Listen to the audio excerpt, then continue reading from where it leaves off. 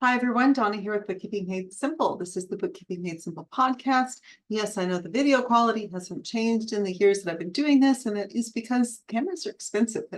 I have other places I wanted to put my money, but it is, something I'm working towards. Today I want to talk about how small changes can change everything. I talked about this a little bit at the new year, but I feel like it's really important. And I did a video on this a couple of weeks ago, but it never uploaded to YouTube. It was weird. It just wouldn't process. So I thought I would do it again because the original video that I had just wouldn't work. I was using OBS Studio, and for some reason, it's not playing nice with Spotify. So I'm continuing to do these on Zoom. Working on that. Eventually, I'm going to learn that new software. That day is not today. I'm in the middle of tax season. For those of you who are wondering, yes, I did batch all these videos. That's why I am wearing the same shirt and makeup. Anyway, before I dive in, I'll do my intro. This is the Bookkeeping Made Simple podcast. This is where we talk about everything to do about business, not just bookkeeping. We talk about everything from nutrition and mindset to the fundamentals, accounting, payroll, tax, bookkeeping, which are the world that I live in. I also talk about business law as it comes up. However, I do have to disclaim, I am not an attorney. If you need an attorney, let me know. I have some excellent ones that I can refer you to. So the idea from this came from not Robert Allen's book.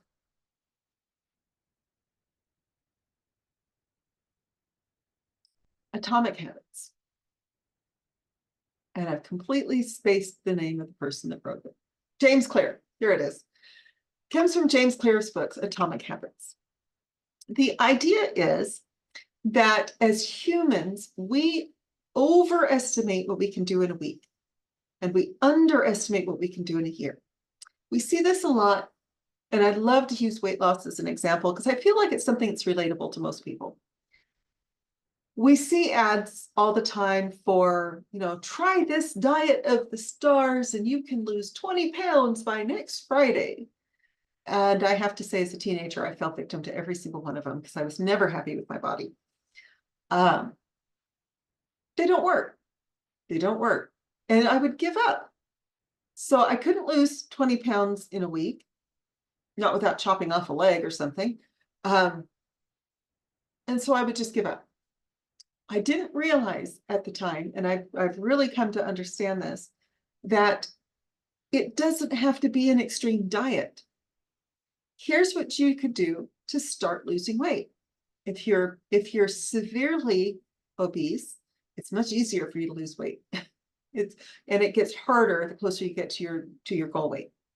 But at the beginning stages, all you have to do is add a few more steps to your day. So what if you just parked in the farthest parking lot from wherever it is that you're going instead of the very closest one? What if you substituted chips for frozen grapes? You can make some small adjustments to your lifestyle that will result in steady weight loss over time. So no, you're not going to lose 10 pounds by running on the treadmill for 45 minutes once. You have to do this consistently every day over time. And the fact is, people don't like to do that. This is the same thing in business. You're not going to start and grow a multi-million-dollar company in a week. You can, however, start and grow a multi-million-dollar company by putting habits into place that will create that. James Clear, in his book, he talks about the British bicycle racing team. And this is where it really kind of gelled with me. My boyfriend he used to be a road biker. He wanted to do a Tour de France. he was training for Lodesha, which is Logan, Utah to Jackson Hole, Wyoming, in a day, when he was involved in a serious wreck. In any case, and it wasn't his fault. Don't talk on the phone and drive. It was before I knew him, though. Anyway, it kind of gelled with me because he has that background, and so I knew how hard he worked, and I knew, I know how hard bicycling is. That's why I do it. And so it made sense. So the story that he tells in the book is about the British bicycle racing team, which at one point was considered the worst in the world. The worst, last place, folks. They were worse than the Utah Jazz. Okay. And the Utah Jazz is second to last in the basketball league, basketball NBA. I'm not a sports person. Anyway, there really wasn't anything wrong with the athletes. The athletes, they were good, but they were missing very small pieces. So they got a new coach, and the new coach came in and he said, well, I mean, your strength is good, your stamina is good, your endurance is good. Let's start looking at some other things. And the very first thing he said was, okay, we're going to make a few little tweaks to the training, but first tweak we're going to make is, how well do you sleep? Okay. Not only do you need to make sure to get 8 hours of sleep a night, it needs to be good sleep.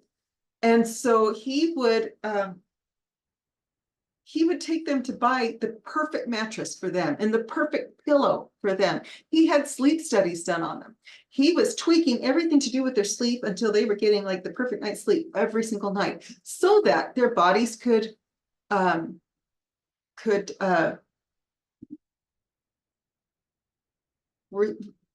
restore, themselves, repair and restore, and be better the next day. By the way, and this may seem a little bit silly, which is fine. One of the reasons I think the 49ers lost the Super Bowl, and it was a very close game, was because someone pulled the fire alarm in the middle of the night at the hotel they were staying in and interrupted their sleep. Sleep is very important. Most people don't realize that. So this coach started in, the very first thing he did is he's like maximizing their sleep. The next thing he did was he was looking at the seats on the bicycle, and he wanted to find the best seats for his athletes. By the way, the British bicycle racing team at the time this coach was hired was so bad that bicycle companies didn't want to sell them bikes for fear it was going to make them look bad.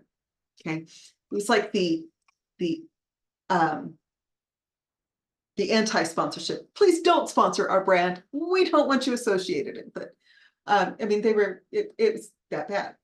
So he came in and he was like, I want the perfect seat. I want them to be as comfortable as possible when they're riding. I want the seat to be, whatever bicycle seats need to be. He wanted the perfect seat for them. And then he tuned the bikes.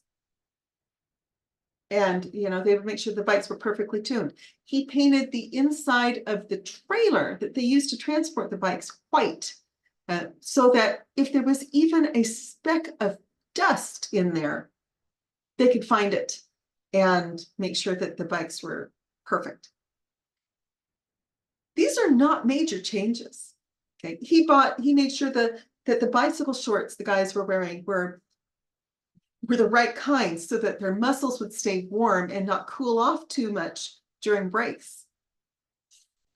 So he was looking at these very tiny tweaks. This is not like you need to learn how to run. This isn't like, oh, you're out of shape. You need to start, we need to start on stationary bikes because you're so fat and out of shape that you can't do anything. This is about this much effort, And within a year, because he was making these small changes that added up over time, the team went from being dead last in the world to multiple gold medal winners. They went from the worst to the best in a year because of very small changes. Now, business is much the same.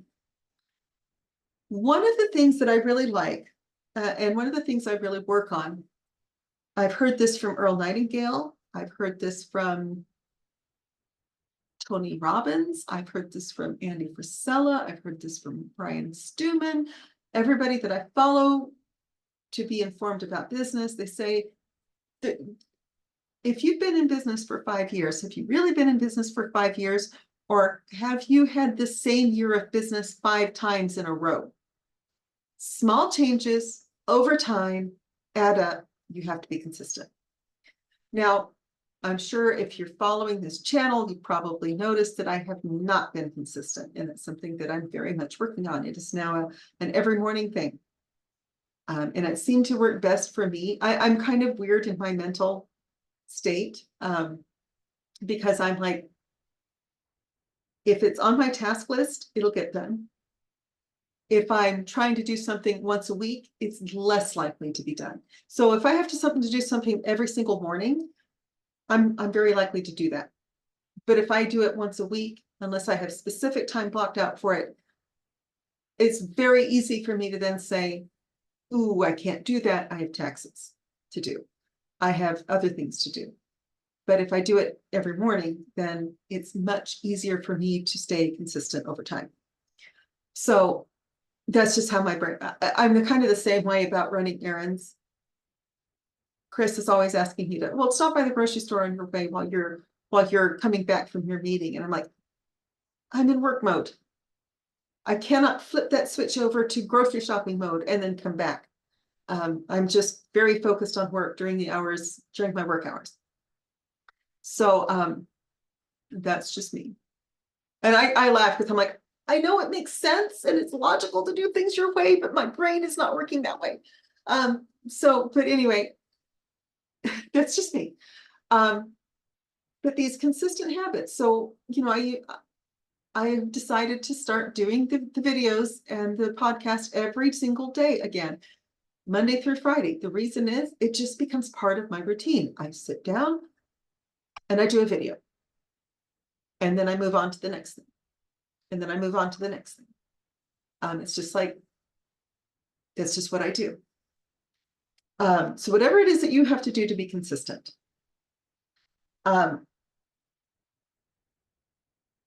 We will probably be doing the same thing with the email newsletter. It will probably go to an everyday thing, simply because that's how my brain works. You do have to know how you think, and you do have to know, what is consistent for you. Like I said, I don't do well when how do I put this? Let's say I set a goal to go to the gym. The odds are my goal is to go every day. And in fact, I've told my trainer, my goal is to be at the gym every day. And he said, really? And I said, yeah, even if I go to the gym and sit in the lobby and work, at least I'm at the gym. It's creating a habit. I also do things to stack these habits. Like I'm trying to watch the series Mad Men right now. I really love it. I love watching 1960s business. It reminds me a lot of 1980s business.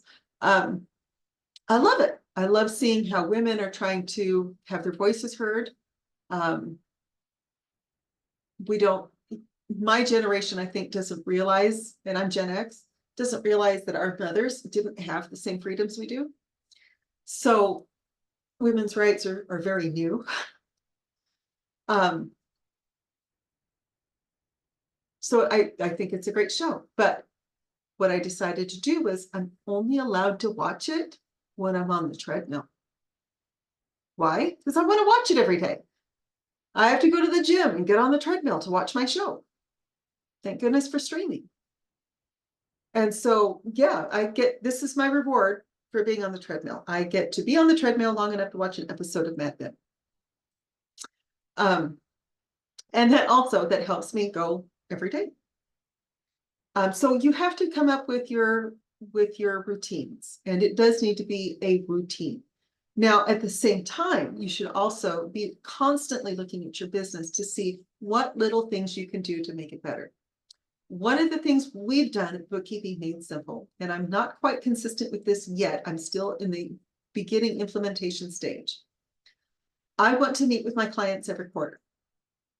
I have staff that does their daily books, but I want to review those books every quarter. And then I want to meet with my clients, and I want to see if there's anything that we need to change for the client. So I do the review, which lets me know if there's anything I need to change in training, or, do I need to train my bookkeepers on something different? Did they miss something? It does happen. It's not frequent, but it does happen. And I don't want to find out in the first quarter of the year.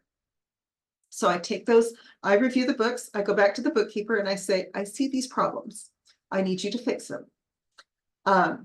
They fix it. I review it again. And then I go back to the client and say, let's meet. What is coming up in your business that we as your accountants need to be aware of? What are your concerns? What can we do to help you reduce your tax burden? That's usually the number one concern. And we do this without the client's input. The client doesn't have to meet with me. I still do the review. Okay. So that's something it's not a huge, massive change. It is a small change. And what happens then is that I know, the bookkeeper knows, and the client knows that the books are accurate because there's at least two sets of eyes on them. And they know that I'm going to be looking at them as the business owner, as the accountant, not just a bookkeeper. I'm going to be looking at that, and I'm going to be making corrections, and I'm going to be making sure that that's right, so that it's not going on for years, which I've seen. And so that everything is, the balance sheet is usually the one where the most mistakes are made. And so if I'm going in and saying, oh, we have payments to a loan and we don't have a loan on the books, that's something we need to catch early. So it gives me a chance to catch these mistakes early. It gives me a chance to train my staff a little bit better. They're outstanding, but there's always room for improvement. And it gives my clients some peace of mind that I am proactively looking out for them. This is not something the client has to trigger. We do it. It's in my automation. So once I do the quarterly review, it goes back into the workflow. It waits 90 days and then it puts it, gives me a task to do another one. So the reason, and again, I have a lot of reasons for that. The big one is clients want to know that we're proactive. And I would rather be proactive than have a client find a mistake and get mad, which they would be entitled to do. So that's one of the things that we're doing, is to begin these quarterly reviews with feedback from the client is nice, but it's not required. We still do the reviews.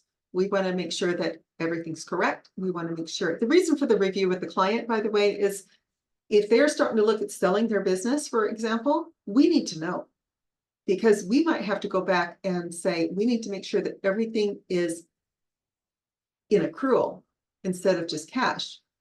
We prefer to work in accrual, but now we need to go back and get your bills so we can mark them all as paid. We're going to have to go back and do some extra work to make sure that that's done. We need to go back and make sure that your invoice, that becomes a little bit of a different issue. What a lot of people don't realize, by the way, is that there are different methods of accounting. We're most familiar with tax accounting, but the accounting we do for small business is financial accounting or management accounting. So it's really meant for the internal user. So it's meant for the business owner to be able to look at their accounts and their reports, understand what they're saying, and then make thoughtful decisions about it. Okay. So that's also one of the things that I do in the quarterly review. I go over those reports with the client. Do you know what your business is doing? Okay. But again, it's not something the client has to trigger. It's something that we're trying to make very, very consistent over time, that every 3 months, every single client gets reviewed. And it starts ticking from the day they sign. So once we move them out of onboarding, they go into a separate workflow. And at that point, the 90 days starts ticking down. And I know that I'm going to have to look at that in 90 days.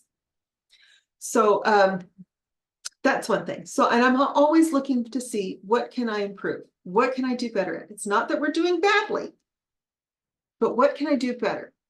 AI is a huge thing right now. Is it usable for me? The way QuickBooks and Intuit have been implementing it, it's not. But could it be?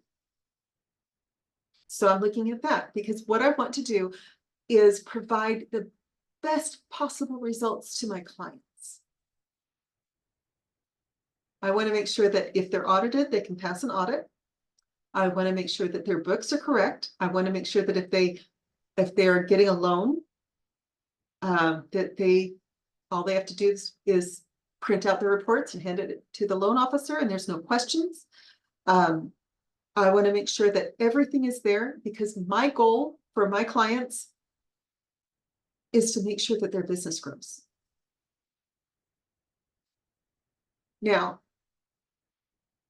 with that said, and that's what I mean by small habits, doing a quarterly review is really not a massive undertaking. It takes a few minutes for me to do that. And I sit down, I look at it, I have a checklist that I go down. I do, 2 or 3 a day, and I make sure that all of my clients, that their books are perfect, or as close to perfect as we can get them. And then once I've gotten that really dialed in, then I'll start looking for the next thing. What else can I do to make things easier and better for my clients? I don't want to have the same year in business over and over and over again. I want to have a business that grows, that serves my clients, is dynamic, that serves my clients, that meets their needs, and that they're happy to pay me for it. So, same thing with marketing, by the way. Christopher has 30 years in sales and finance, and marketing, you do something. I've talked about the 20 idea method. You do the same thing. You implement one idea. You see how well it works. If it works well, then you start tweaking it to see if you can get it better. If it doesn't, you go on to the next idea.